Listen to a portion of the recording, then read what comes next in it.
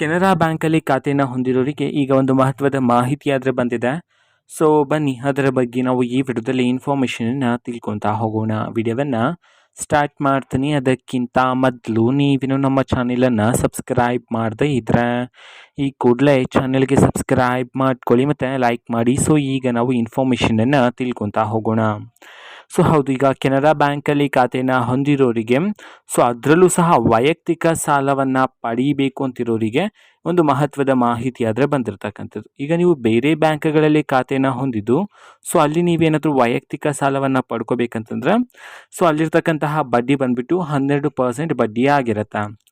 ಆದರೆ ನೀವು ಕೆನರಾ ಬ್ಯಾಂಕಲ್ಲಿ ಖಾತೆಯನ್ನು ಹೊಂದಿದ್ದು ನಿಮ್ಮ ಕೆನರಾ ಬ್ಯಾಂಕ್ ಖಾತೆಯ ಮುಖಾಂತರ ನೀವೇನಾದರೂ ವೈಯಕ್ತಿಕ ಸಾಲವನ್ನು ಪಡೆಯಬೇಕು ಅಂತಂದರೆ ಕೆನರಾ ಬ್ಯಾಂಕಲ್ಲಿ ಇರತಕ್ಕಂತಹ ಬಡ್ಡಿ ಬಂದುಬಿಟ್ಟು 10% ಆಗಿರುತ್ತೆ. ಓಕೆನಾ.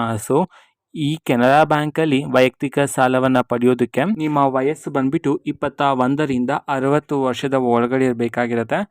ಮಹಿಳೆಯರು ಮತ್ತು ಪುರುಷರು ನೀವು ವೈಯಕ್ತಿಕ ಸಾಲಕ್ಕೆ ಅರ್ಹರಾಗಿರ್ತೀರಾ ಕೆನರಾ ಬ್ಯಾಂಕಲ್ಲಿ. ವಯಸ್ಸು ಬಂದುಬಿಟ್ಟು 21ರಿಂದ 60 ವರ್ಷ ಒಳಗಡೆ ಇರಬೇಕಾಗಿರತ್ತೆ. ಓಕೆನಾ. ಅದೇ ರೀತಿ ನೀವೇನಾದರೂ ವೈಯಕ್ತಿಕ ಸಾಲಕ್ಕೆ 10 ಲಕ್ಷ ಸಾಲವನ್ನೇನಾದರೂ ಪಡ್ಕೋಬೇಕು ಅಂತ ಇದ್ದರೆ ನಿಮ್ಮ ವಾರ್ಷಿಕ ಆದಾಯ ಬಂದುಬಿಟ್ಟು 15,000ಕ್ಕಿಂತ ಜಾಸ್ತಿ ಇರಬೇಕಾಗಿರುತ್ತೆ ಅಂತ ಹೇಳಿ ಒಂದು ಮಹತ್ವದ ಒಂದು ರೂಲ್ಸ್ ಆದರೆ ಇರ್ತಕ್ಕಂಥದ್ದು. ಇದು ಕೆನರಾ ಬ್ಯಾಂಕ್ಗೆ ಸಂಬಂಧಪಟ್ಟಂತಹ ಮಾಹಿತಿಯಾಗಿರುತ್ತೆ. ಇದು ಇವತ್ತಿನ ಒಂದು ವಿಡಿಯೋ.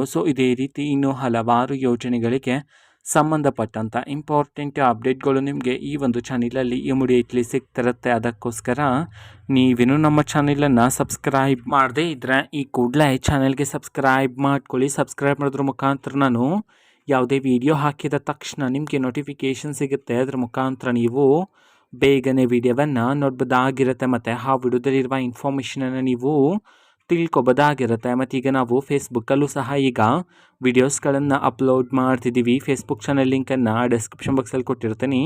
ಕ್ಲಿಕ್ ಮಾಡಿಬಿಟ್ಟು ಫಾಲೋ ಮಾಡಿ. ಓಕೆನಾ. Thank you. ಬಾಯ್.